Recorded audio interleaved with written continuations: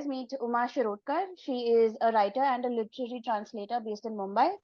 And she works primarily from translating Marathi into English. She was a 2022 South Asia Speaks Translation Fellow, and her translations have appeared in Guernica magazine and Hakara Journal. Uma discovered literary translation a few years ago and is passionate about bringing Marathi literature to a larger audience through translation. She writes about music, films, and translation on Lyrically Obscure, her Instagram page. So if you guys like, do check out her page. And on to you. Yeah. Thanks, Jessica. Thanks for the very extensive introduction. And I'm so glad to be here with everyone and also to be interviewing Jerry, whose work I've read and admired since a long time. And it's a privilege to be interviewing you, sir. And Jessica, shall I just take over the introduction now?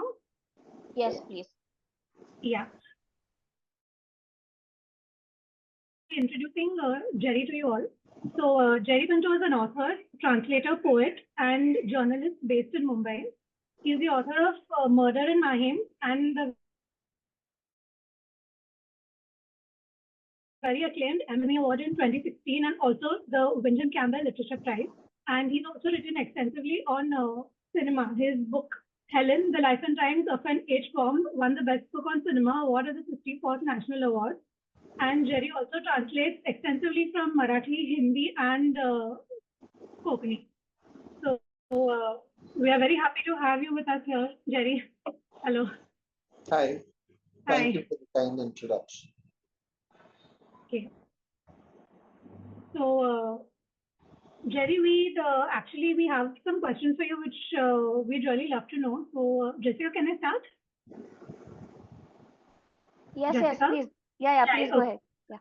So, Jerry, we'd like to know, so can you tell us a little bit about your writing process? As in, we were really curious as to how it is. So, which part of that do you find the most challenging? I think, all writing is actually playing with words. So when when I'm not translating actively or editing or doing one of the other things that I do, like teaching or whatever, then there is always at the base the desire to write.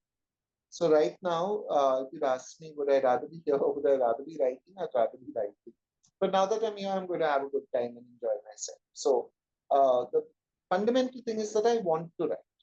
And have you ever seen a young man at a bus stop imagine playing cricket to an imaginary bowler? Like he's taking his shots, he's adjusting his stance. That's because that's what he wants to do, right?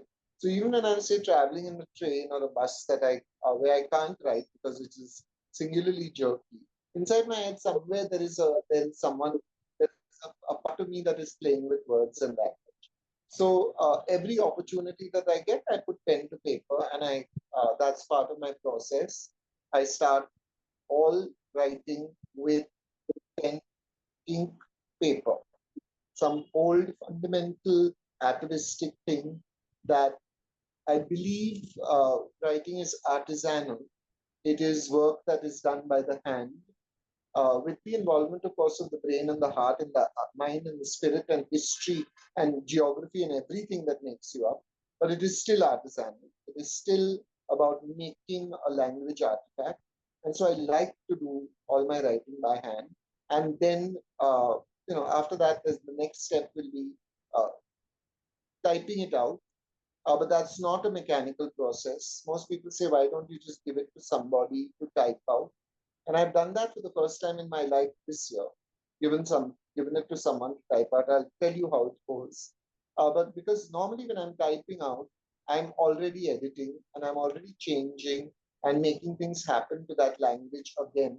So it's like that typing moment is also a place where I can intervene again. And then I will leave it for a little while, a few months maybe, so that I can get some distance from what I have written, and then read it again to see whether it works for me.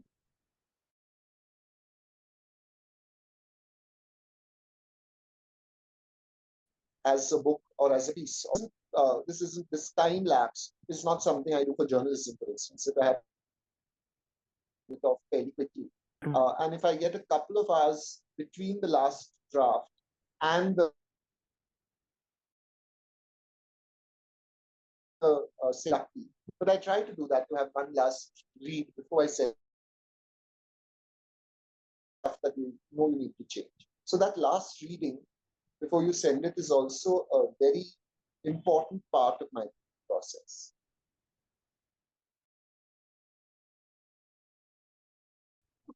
Our next question is, it's related to your translation. Since you're both an author and a translator, so we're very curious to know how your experiences in one inform and or influence like the other. See, I think with the when you're translating, one of the things that that does happen is a great intimacy with the work. You literally learn the work by heart. So you're working your way into the center of the piece, and then you're moving outwards again, and then finally you're taking a position outside the piece and saying, okay, how can I lure this into another language? How can I these very timid animals? How can I get them into this cage of another language? Okay, so it seems like there are two functions. One is a coldly, like the gaze of the hunter. Okay, where you're looking at this piece in a purely functional manner. How do I bring it across the river of translation? How do I do this? And another is the deeply involved gaze of the lover, which is you would not in India start a piece of literary translation unless you are deeply enamored of the text at a certain level. This is because it doesn't pay well. So it's not like there is a a monetary reason to be doing this. The reason you're doing it is because you feel more people need to be reading this book, more people need to be reading the works in this language, and that's why you're doing it, right? So it means that you must love the book in order to be able to do it. So often people say, will you be translating more of this author or that author? And it's never about the author. It's about the book. The book makes the call. The book makes the siren call and lures the translator in. Okay, and then the process there can be tripped up by the author in you if you allow that author liberty, right?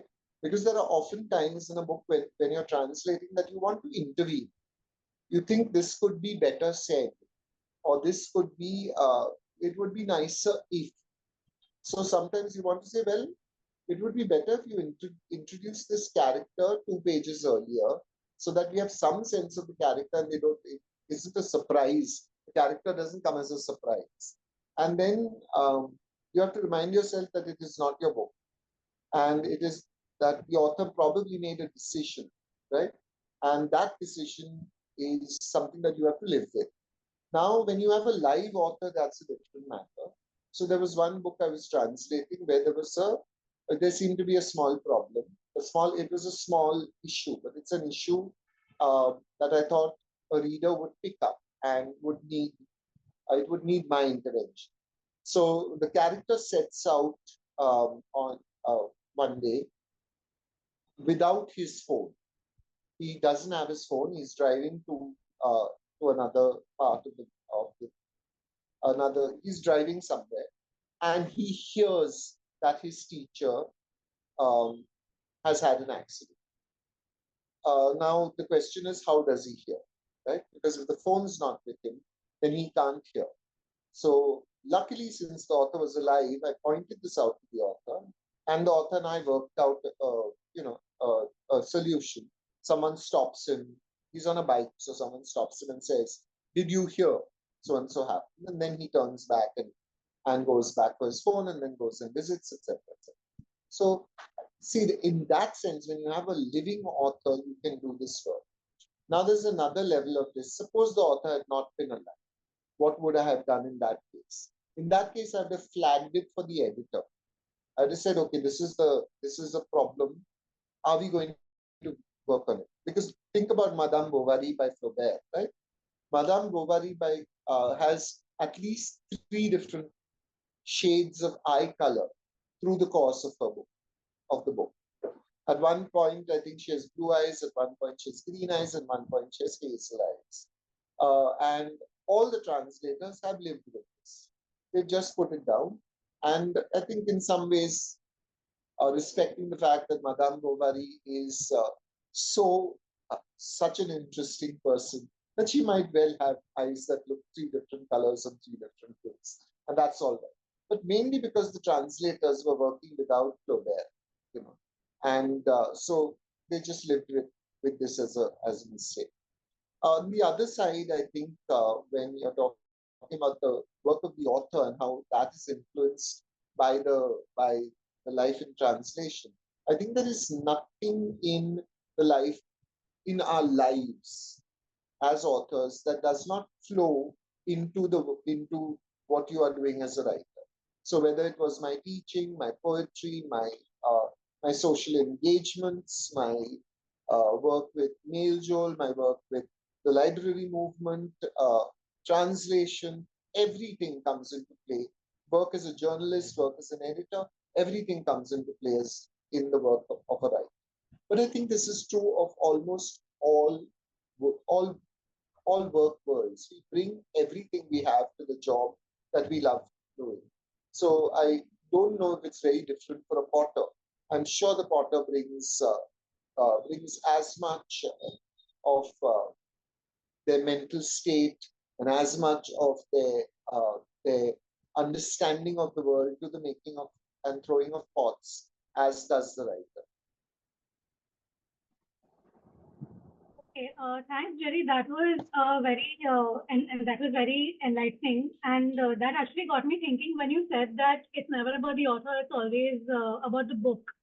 So, which brings me to my next question. So, how do you personally select the books that you want to translate? Because you have a lot of translational repertoire. You've translated a lot of different things.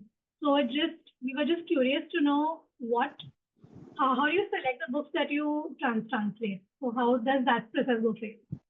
Okay, one of the things that occurred to me when I was, I don't know, about 10 to 15 years ago was that though I could read in Hindi and I could read in Marathi and I could read in Konkani, I was reading in English. And so suddenly it occurred to me that I was like a man who has access to a huge buffet, and that buffet uh, has lots of lovely dishes on it. But every day this man goes, I would go and eat chicken masala. And every day the chicken masala would be slightly different and slightly interesting, and there would be variations and variants, but I was eating only chicken masala. So I decided that day, I don't know, it was a, that I would go out and find some books in Hindi. I would find some books in Marathi, and I would start reading them. The good thing about books in Hindi and Marathi is that they're also fairly cheap. I mean, compared to English language prices, in those days you could get a good book of Hindi poetry, a Pratinidhi Kavitain or a Pratinidhi Kahaniya for about 130 rupees, anything from 65 to 130 rupees, depending on the age of the edition. Because often the editions would be about 20 years old, they'd be still there in the bookshops, and you could buy these books. So you could take a risk, right? You could just try. So my idea was now these languages were now part of my buffet, and I would just go and pick up whatever sounded interesting.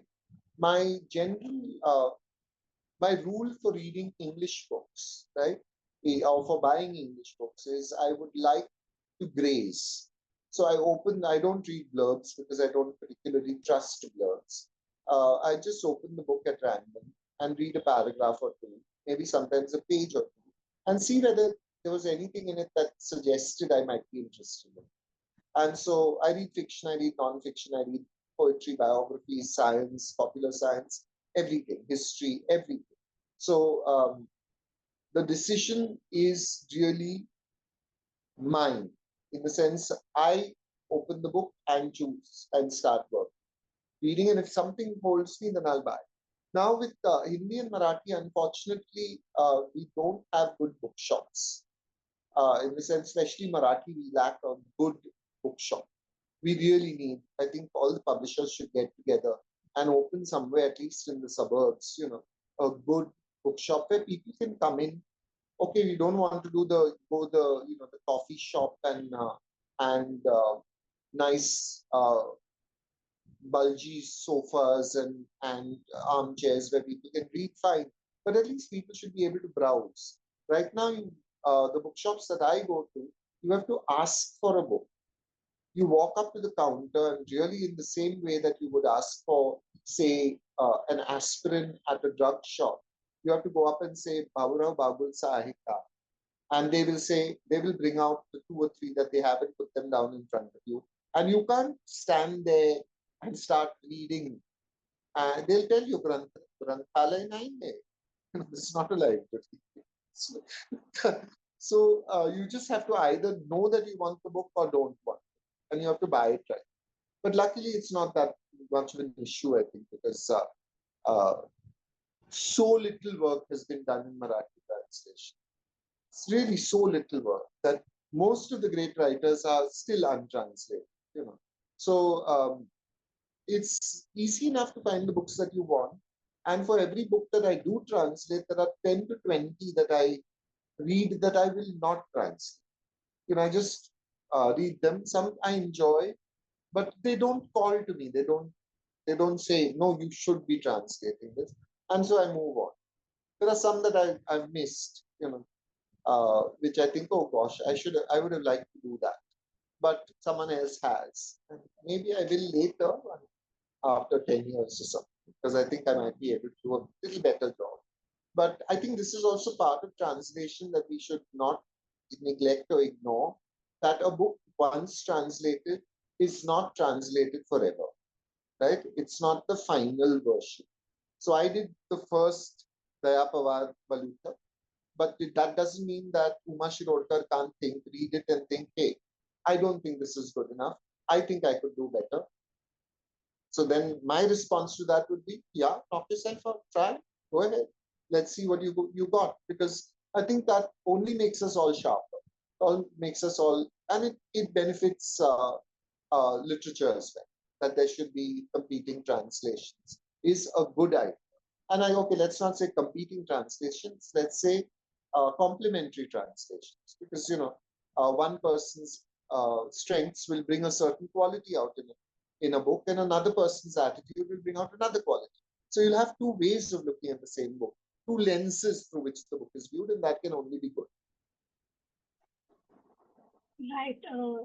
I actually agree with you, Jerry, when you say that Marathi bookshops, there are very few, because sometimes even I have a lot of struggle when I'm trying to look for new books or just go to the bookstore. As I go to an English bookstore and browse, and when you said that it's it's not a library. So even I've had that experience quite a few times. And it's honestly very frustrating, because all you want to do is just stand there and just read a little bit of the book, and then you can't do that because you'll be breathing down your neck and whatnot. But I'd just like to add that there's a bookshop, Majestic Prakashan has a gallery inside Shivaji Mandir theatre at Dadar. In case anyone would like to visit, anyone who reads Marathi would like to visit, that's a very great place. Then the staff is pretty helpful there. So just, and there are some good libraries also. I mean, yes, good libraries in Mahim and Dadar, very close to me. And so that has also been important in my reading. So I discovered Bagul, etc., there. Right. We had a translation from from when I hit my car, that is Jeva That Sorli Hoti in a syllabus, and I must say it's a brilliantly done translation. So we have the title story. So Jerry, I just wanted to know that since you're doing so much of writing and translating, so what is your writing routine like, and what does a good writing day look like for you? So do you just do you have a certain writing ritual, or do you just is there a certain structure to it, or do you just how do you go about that? See, I think what I don't like the sense of being trapped in anything. Like I don't like the feeling that my routine determines my day. I like to feel that that everything I worked towards was to be able to determine the course of my day, to be able to get up in the morning and say, ask myself this fundamental question, Jerry, what would you like to do today? And if that the answer is, I would like to spend a lot of time today researching something, then then I should be able to give myself the liberty to say, yes, go ahead and research. Having said that, I do have a rule for myself. I have a rule that I must write a certain number of words a day, right? And once I have achieved that goal, then I'm free to do whatever I want. So the number of words will vary. I don't set down a huge amount because there are often things like, say, for instance, um, a family thing that's happening. Say, you have to go and go attend a wedding, and once you have to go and attend a wedding, then you know that about 6 of your work hours are short. There's no way you're going to be able to do any writing that way. Or you have to go and to the passport office for some reason, which means another few hours of your day has gone, right? And there's also all the haroch maroch of trying to get all your stuff together and making sure you have the paperwork right and all that stuff and the xeroxes and photocopies. So in the early days, I had a very hard and fast rule about how many words I should write, and that how many words was set in stone, and I would labor to make sure that I had finished those words. So I'm kinder on myself. I feel let's see what the shape of the day is like, and adjust the number of words to that. But I do feel that quantifying. People say, oh, you can't quantify, you know, words, and this is true also. There's a famous story that Robert Frost, as a writer, lived an extremely disciplined life. So he got up he went to his office at 9 o'clock, and he knocked off work at 1 o'clock, and he had lunch, and then he went back to work, and he worked till 5 o'clock. One day he came home, and Mrs. Frost asks him, "How did it go?" And he said, "Oh, it went very well today. I wrote 2 lines." Okay, so that's a good day for Robert Frost because he wrote 2 lines. And hats off to him if that is a good day. So there are with prose, it tends to be my process is overwrite. Like write as much as you want, write more than you possibly can fit into a book. Everything that I write tend to write 5 times as many words or 10 times as many words as will turn up in the original in the final version. But for me, that's a reassurance because then I feel that there is a heft. In this somewhere, there must be a novel. In this somewhere, there must be a short story. So I'll be able to dig that out and use. And so that's my process, that I write many more words. I know there are people who write fairly in Hindi films, there is a thing about shooting cut to cut. Okay, like you never shoot more, like Rishikesh Mukherjee, for instance, the filmmaker. He started his life as an editor. So when he became a filmmaker, he was known to shoot exactly as much as he did, right? So there's some writers who write exactly as much as they need, and they hold themselves back when they are, say, scripting a conversation. They look and they see, have I have I given the reader as much information as I need from this conversation? I'm done then. I can move out, right? I'm not like that. If I feel that a conversation between 2 characters is going well, I'll let them talk for 5 pages. I may cut it down to a paragraph or half a page of conversation, but I will let them talk for 5 pages because that is the way I write. I like to I like to hear what they're saying. And also because I think I discover something about them as they're talking. So um, I wouldn't advise it to everybody. I think, for instance, if you're writing for cinema, everybody says go in late, leave early. So going to the point at which no one has to do hello hi, go straight into. She walked in, he was sitting there, he turned and said, "What have you done with the body?" Straight on. Okay. I think that there's something to be said about that economy. But I bring that economy, I hope, when I'm editing the work. Um, I think that's a great insight that you don't try and keep it too structured. And I think we should be following that, because once you try and if you force things, I don't think they happen, because that happens the same for me as well. If I sit with some goal in mind, it doesn't really happen if I'm writing or translating. So I just say that, okay, I'll do however much I can. So I think that's some really great advice. And coming to my next question, Jai, just wanted to know that who would you say are your biggest inspirations as an author and translator? Because we'd like to know, since you're an inspirational author and translator to so many. So who are your inspirations? I think even the three translators, there are, as far as translators goes, there are just hundreds of them. But very oddly, Anthea Bell and Derek Cockridge translated the Asterix and Obelix comics. Okay, and I grew up reading these and never thinking they were Italian original. It's very late. Like, I mean, maybe I must have been 30 when it struck me. My gosh, these must have been originally in the Italian, and they have been translated, and they are funny, and they are witty. There's the words have been worked on so beautifully that you never suspect that it was originally in some other language. Okay, so that those were like primary. In later times, I think the three translators were mattered very much to me. One is A.K. Ramanujan, with all those. I think a lot of my understanding of bhakti came out of all his works with speaking of Shiva, hymns for the drowning, interior landscape, poems of love and war. Those are like seminal texts for me, really important work. So A.K. Ramanujan is one. The second is Shanta Gokhale, of course, because the variety and the integrity of her translations, and also I think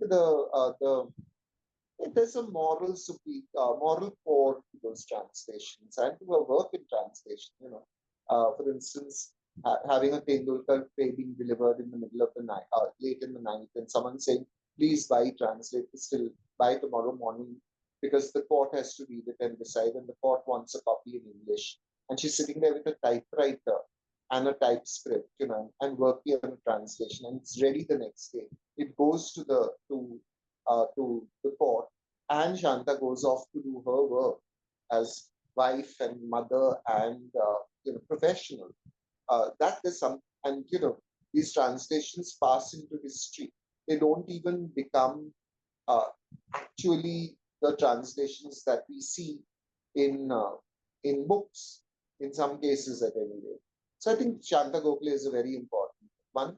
And third one is just is Dilip Chitre with says Tukka.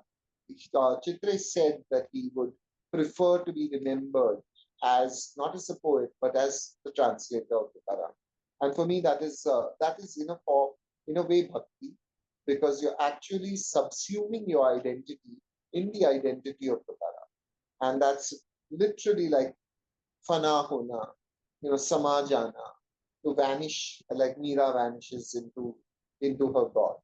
It is that kind of wish. So those three are my translation gurus. I think my writing gurus are everybody. Like everybody is an inspiration. There's a time when you're reading in almost every book that I read. See, now I have a fairly good sense of what I want to read and what I don't want to read. And this makes life difficult, because in the old days, when I was 21 or 22, I didn't have money to buy books. And so I didn't buy books until I had read them already, which meant I would read them from a variety of sources, from friends' houses, from libraries, from wherever I could lay hands on books. And then if I thought I'm going to read this book again, or I'm going to need this book again, then I would make sure that I bought it and collect the money and find a place to, because at that time sometimes books, you might want to read a book but you might not find it because books were not available easily. So in my 20s, I did not buy a book until I knew that I was going to reread it again. I think this lasted through my 30s as well. By the 40s, I began to have a little money. So, you can now buy books on spec. You can think, okay, this book might be interesting. You bring it home, and I find 90% of the time I'm right, as long as I've taken some time to read a few pages of the book, I'm right, which means that there are about 300 books lying around at home that I have to read still. And in almost all of them, I find something that is inspirational or is interesting or it just makes me jealous because I think I wish I could have. I wish I had written that line. I wish I'd invented this character. This is my character. This is my line. But, it's just intriguing how once you've become a writer, your worldview change, your reading view changes in a way. Because before that it was pure pleasure. It's just you're reading for the joy of it. Now there is pleasure in the reading, of course, in reading a good book, but there's also a deep awareness. Somewhere there is a watchfulness, the thief's watchfulness. How can I use this? How can I do this? How did this person do this? How did she make me laugh? How did he make me cry? And can I learn from this? Can I reread this passage again and see how I was made to laugh? Okay, that's it. You now become you become a kind of you become consciously it becomes consciously like everything you're reading is an exercise, which little bit uh, steals from the pure pleasure of reading for reading's sake. Thanks, Jerry. And just So wanted to that's why when I'm relaxing, music is so important because I'm never going to play any.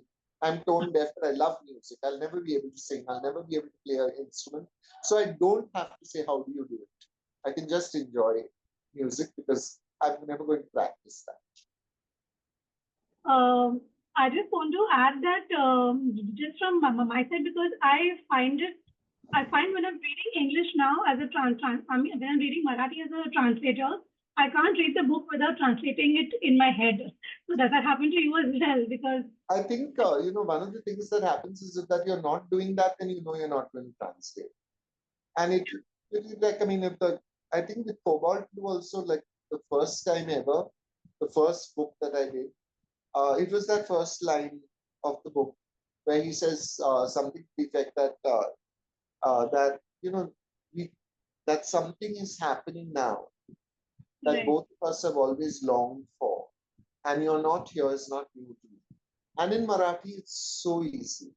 It's a sentence. It's such a fluid sentence, and in English, it can be endlessly complicated because there are three tenses and three tenses alive there: the wanting of it, the happening of it, and the present tense of being okay with the fact that the lover is not there. Uh, and I remember that sentence was working constantly in my head. And even as I was reading the rest of the book and enjoying it, I kept going back to how would I say this? And then I knew I was hooked because this is the challenge. This is the big one. If I crack this, the rest of the book is going to be a walk in the park because it's a lovely book and a smoothly written book. And it's a uh, it's a book about set in a city. It's a middle class book. There's so many things that Tanay and Anuja share with all of us that would be easier to do than say Balut or Bagul. Just so much easier. But that first sentence, which also is a sentence deeply soaked in viraha, in this, the rasa of longing for the absent lover. And to be able to bring this rasa into English is the big challenge. Thanks, Jerry, for that very insightful comment on Cobalt Blue. That's a book I enjoyed immensely, both in translation and the source text. And I'm coming to my last question. So, if you could give aspiring authors one piece of advice, only one piece of advice, so what would that be? It's a very simple piece of advice. It can be broken down into two words. It's called everyday. Whatever you're doing, do it every day. Writing, you want to write poetry every day. Read poetry every day. Experience poetry every day. Just make sure that whatever you do it every day, so that it becomes a part of you. And then I think, see, one of the things about these terms, poet, writer, okay, is to be able to say it without hesitation. If someone says, "Who are you?" Can you say, "I am Uma Shirodkar and I'm a poet"? Okay, just as simple as that. I'm uh, Nishant and I'm an artist. Is it possible for you to say that? I'm Jerry and I'm a poet or I'm a writer. Is it possible to say that? The first few times it stumbles because you think they will say, "What have you written?" immediately. And maybe you haven't got a publication out yet. And then you say, "No, but I'm still I'm still, working on my first book." And they say, "Oh, yeah, you're a writer. You're not a writer until you have your first book." Not wrong. You're a poet, you're a writer, you're a artist, you are doing that work. And the way to claim this space, to claim it for yourself, never mind claiming it for anybody else, is to make sure that you are faithful to yourself and to your desire to do that. So do it every day. Simple as that. Thank you so much, Jerry, for those wonderful insights. And I think now Jessica would like to take Yes. Thanks, Uma. over. Jessica? Am I audible? Thanks. Great. Yes, thanks, Uma, and thanks, Jerry, so much. Before we go to the audience questions, I would just quickly like to share with our audience that Jerry is coming back to the retreat in May. So, plan your summers accordingly. You can actually get to meet him, get personal feedback from him, write your book with other writers, and basically just have a blast in the Himalayas with us. So, do check it out. I will also leave the link in our WhatsApp group. Another quick thing is that our own residency is coming up. We're very excited about that. It's open to all South Asian countries. It's open to fiction, non-fiction, and children's book writers. So, do share with all of your writer friends, and we hope to see you at the retreat soon. And we'll go back to audience questions now for Jerry. So, Jerry, the first question is, sorry, Chetan, would you like to go ahead? No, that's fine. Why don't you? I just wanted to comment one thing, because when Jerry was at the retreat for those who don't know me, my name is Chetan. I am the co-founder of the Himalayan Writing Retreat. When Jerry was there in September, I remember one thing that Jerry you had mentioned, which was the length of the unedited draft of M in the Big Home. So can you tell us about how long that book was and what is the final shape of the book? Please, you have to tell everyone that. That's a crazy story. Okay, so when I decided that I was going to give up, I'm so sorry. I'm so sorry. When I decided that I was going to dedicate myself to writing, to becoming a writer, I decided I would stop working at a job and just trust the universe and my sister, basically, who has a steady job, had a steady job as a librarian there, to sort of support me. And I decided I would write 1,000 words a day, every day, without failing. And I would write it until I felt that I had enough. So I wrote, I think, for 1.5 years, and that wrote for 2 years. And that ended up with a pile of words that was 7 lakh long, so 700,000 words long, which is twice the size of War and Peace, generally. Okay. So then at the end of that, I thought to myself, I certainly have a book in there. And when I started rereading it after a month or so, I gave it a month off and worked on other things, did other things during that time. I discovered that it wasn't as great as I thought it was. But after reading about 100,000 words, I was actually at the point at which I thought it's better not to do this at all. It's better to just abandon this because it's really quite bad and it's not going anywhere. And I kept saying to myself, it's okay, you're a decent poet, you're a decent non-fiction writer, you don't have to be a novelist. It's okay, let it go. Then I discovered one passage that began to work. And I thought, okay, I can make this into a short story. And then I discovered another, and I discovered a third, and I began to knit them together. And finally, at the end of that, I got uh, a 75,000 word book. So it's 1 out of every 10 words that actually survived that edit. And then the big boom was born. Now, this is not a process that I would advise to everybody. I would not say that this is something that you should be doing.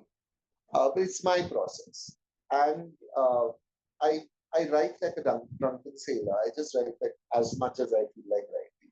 I don't ask myself, will this survive? Will this be part of it? Where am I taking this story? I just don't bother. I just tell the story.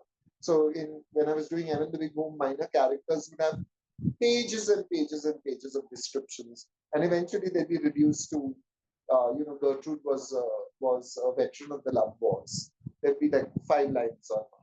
She'd have 5 comments to make. She'd make them and she'd vanish into the background of the book. But for me, the reassurance is you got it out of your system. You got that out of your system. It's not the voice, the person is not hanging around haunting you. It has been pinned to the paper. And I think this is also maybe an important part of writing, that we exorcise voices and we exorcise thoughts. We put them down on paper. And the act of putting them down on paper gives us some sense that the world can be had. That is why we write, to make order out of our experience and out of the tumbling chaos of the world.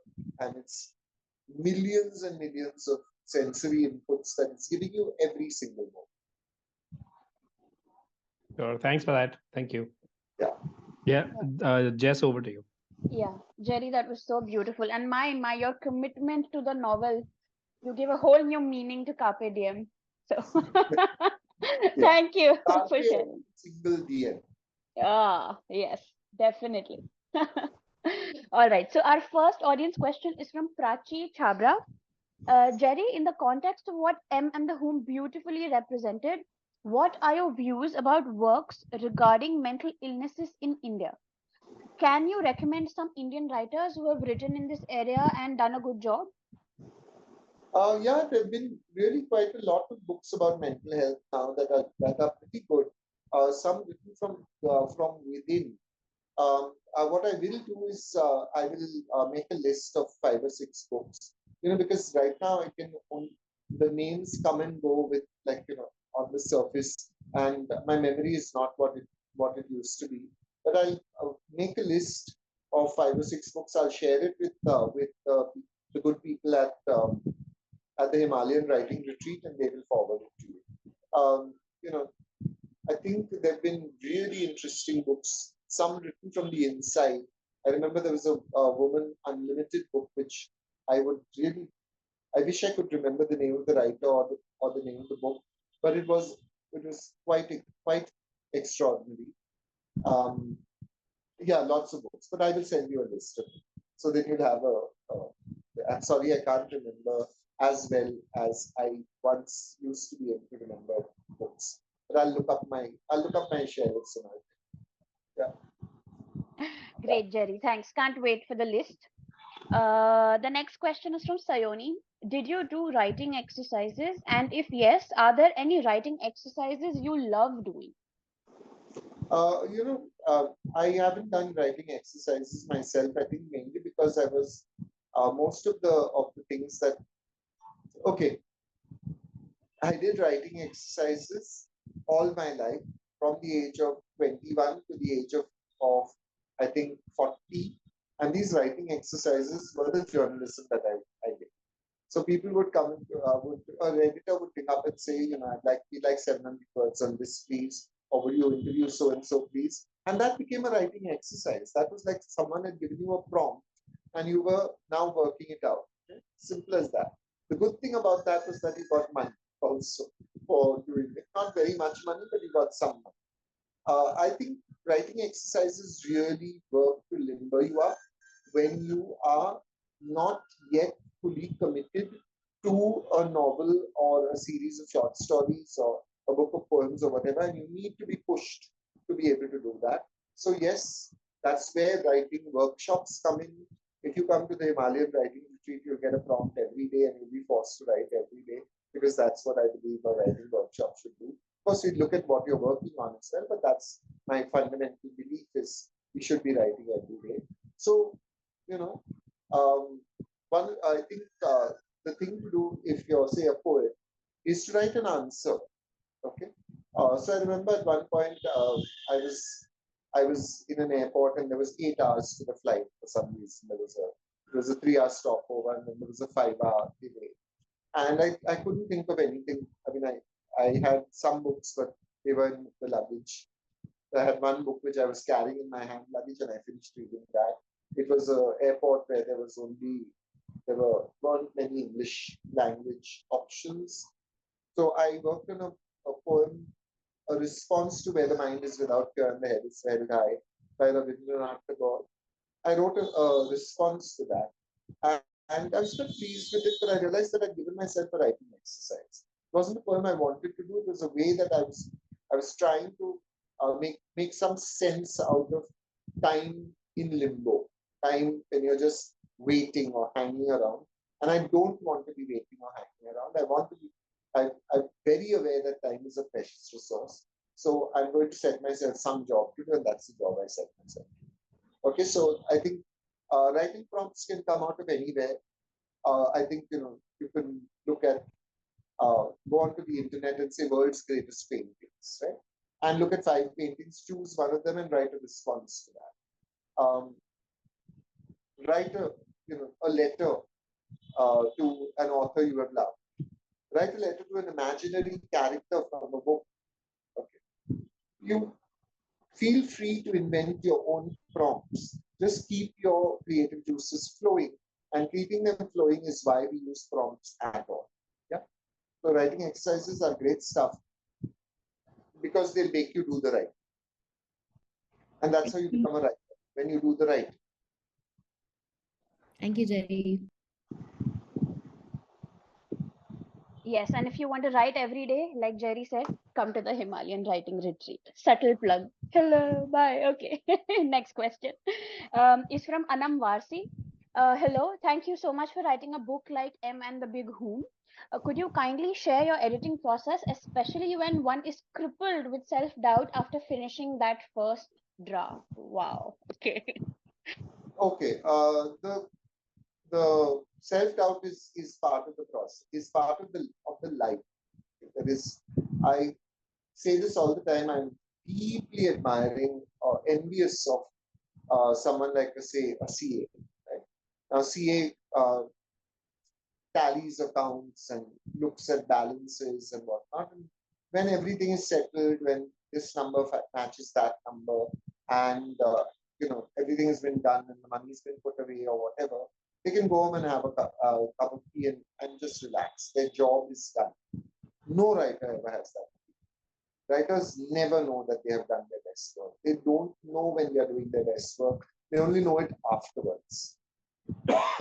So much of knowing what your best work is also reliant on other people telling you that it was good work. You may think it was great work, but no one else will, right? So self-doubt is the pivot of our existence. I think when you do not have self-doubt, you end up writing really banal, ordinary prose. Okay? And that may even sell very well and do very well for a certain time, but it certainly will not last. Okay? So welcome to self-doubt, my friend.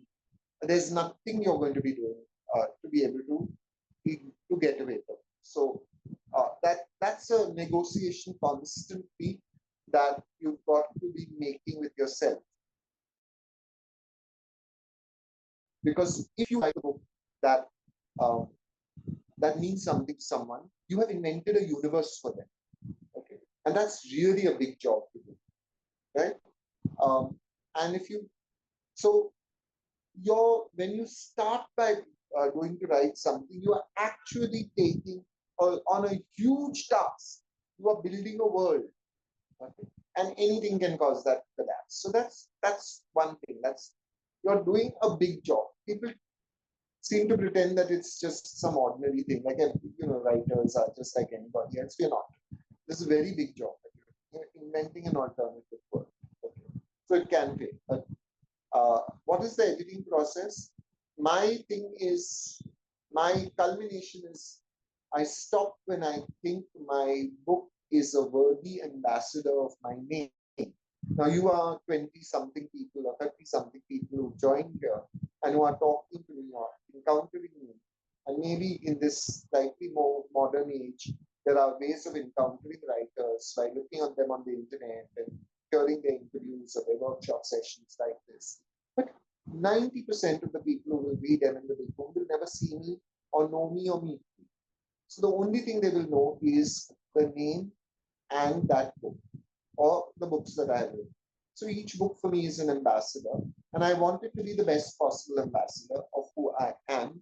And therefore, I make sure it is the best it can be. I try to make sure it is the best it can. Of course, we can often make mistakes and things can go very badly wrong. That's inevitable. We are human.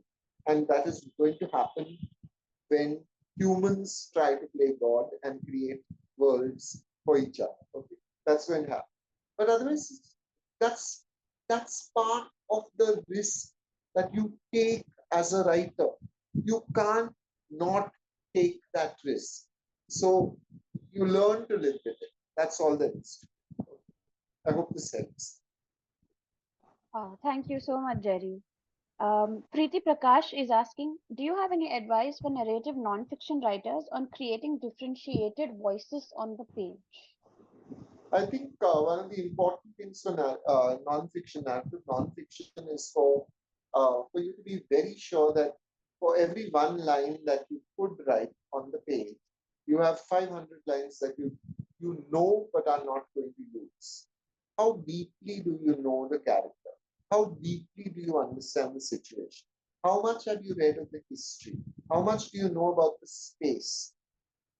All this in the background will give you the confidence to choose what is in the foreground.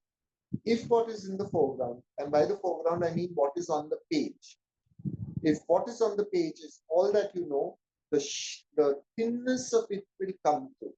Now, often because there is nothing else, say, available, and this idea may be of interest to people, people will actually read it. But I think the narrative nonfiction that survives is the one where we sense that the writer knew much, much more about this character than they revealed. But because they knew so much, a very credible sense of that character had been created in their head, and they chose the most telling bits of it to put on the paper, and that's how you discover how that person became real in a way, right? So I would say read Truman Capote in Cold Blood, Ryszard Kapuscinski, um, uh, John Berendt, Midnight in the Garden of Good and Evil. All these, great narrative nonfiction works according to me. And I think they arrive out of a place of deep and vast knowledge, because there's deep and vast knowledge that is required, and then you choose out of all that you know a very little that you present on the page. But that's why nonfiction is huge work, and because most of us don't have, American writers will have uh, a New Yorker to pay them enough to work on a piece for like 9 months and pay the bills and still have some left over for good red wine and arugula and feta cheese or whatever floats the boats. Here you get like 5,000 rupees for a good narrative non-fiction piece, which isn't going to like last you one week, and you may have spent 6 months researching. Since advances aren't very good, chances are the narrative nonfiction that you do, you will have to underwrite by having another job somewhere else and bringing that money to the table. This seems to be how most narrative nonfiction happens in India, which is why all the good narrative nonfiction out of India seems to come from people, many of them who are Indian by origin but American by passport and paid for by Penguin Random House US or some American publisher who's willing to put some money down on them going to India, spending 6 months, living somewhere, and then writing a book. We can't do that. This is just how it is right now. I hope that things will change. I hope that publishers will be willing to do this, but publishers will be able to do this when books sell in those quantities, and books don't sell in those quantities. So I would advise you all to buy more books so that we can all support each other and get and have the advances that we need in order to be able to do great research and great narrative nonfiction. Sorry, this is really disappointing as an answer, but it's the way it is. Okay? Yeah, thank you so much, Jerry, for those amazing recommendations. And here's hoping we get an Indian version of the New Yorker soon enough, so they'll all pay for us to sit and write. Yeah, but thank you. All right. So the last question is from Radhika. This is about your book, Helen, the making of a Bollywood H-bomb. I didn't know you wrote nonfiction too. How did you come about this topic, and how was the process with regards to fiction, poetry, translation? If you don't mind sharing it with us. No, I wouldn't mind. None of it. See, the thing about one's process is that it's not. How should I put it? It's not stealable. It's not like other people. If I reveal my process, everybody is going to use it, and then I'll be out of the job. You're going to. When we ask each other about process, we're asking each other for hints, for tips. How do you do it? Okay. If you try and replicate my process, you're going to end up failing because that you're not me. And if I try to replicate your process, I fail because I'm not you, right? So we've actually got to blunder along, do our writing, do our work, do our research, do our failing, do our succeeding, and discover our process at the end of it. So that's one level of the answer. The second is, how did I come across Helen? It was easy enough, I think. I've said it often in interviews. It really it happened with Ravi Singh, my editor and longtime friend and editor, who's been instrumental in shaping much of my career. We were sitting in a bar somewhere, blue glass ashtrays on the table. I was thinking, should I steal this ashtray? I really like the blue glass. And then I thought that I don't smoke anymore. So what will I do with an ashtray? All this is going on in my head, even as I'm engaging with him and chatting with him. He said, suddenly, who do you think would write a book on Helen? And I said, me. And the next morning, I was at Lamington Road in Bombay, where there used to be shops that sold VCDs. Largely, they sold them to circulating libraries, because when there were VCDs circulating libraries, people borrowed the VCD, watched it, got it back, took another one. But I was there buying Helen films and met Mukhtar Bhai, wonderful fellow who would bring out very old films and say, maybe Helen kirdar kiya hai. Very lovely, beautiful fellow. And spending loads of money again. I think I spent some 2.5 lakhs on the Helen book, and I got paid 20,000 rupees as an advance. So most of the money I paid for the book. But I watched all those films, and then having watched the films, she's done some 1,000 films, right? And I think I watched about 400 or 500 because those were available. I watched whatever was available, and some just weren't because the prints have just vanished and nobody knew where they were. And then I started to write a book, and I wanted to write a book not about Helen's actual life in Bollywood and who she dated or who I'm not interested in those details. I'm really interested in the shaping of the character on the screen. How did that happen? Why did we need Miss Chinchinchu? What is the Countess Sophia doing here? What is Badal why is Helen playing Badal, a gypsy in this film?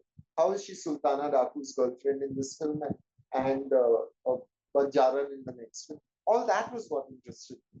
So I'm much more interested in cinema. I'm not interested in stars, and so that's why I chose to write that. Was there another part to that question? It seemed like a long question. I don't remember. Oh, Yeah. do I write nonfiction? Yes, since then I've written another book about the Gandhis of Kemol, an art gallery that actually, I think, in some ways gave birth to the modern art movement, especially at least in Bombay. They were the gallery through which M.F. Hussain sold his first painting.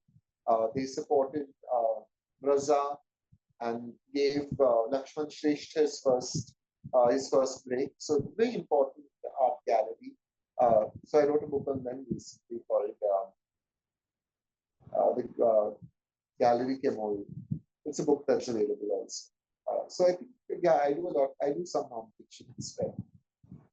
I worked on Leela Naidu's autobiography with her, which is also a variety of non-fiction.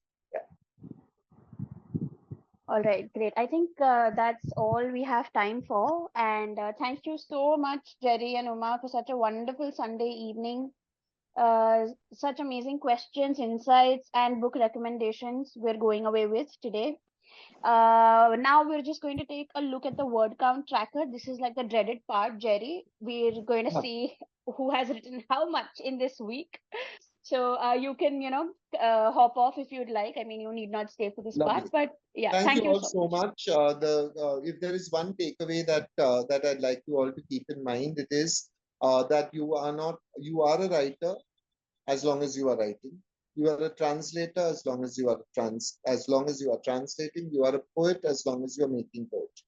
And even when you're not, make sure that your antennae and your senses are always out there, and make sure that you do it as often as you can, if possible every day, if not possible, as often as you can. Thanks very much, and enjoy the journey. Thank you. Thanks, Jerry. Thank you. Bye. Bye-bye. And see all of you, or at least some of you, in up in Satkol in the Himalayas at the Himalaya Writing Retreat in May.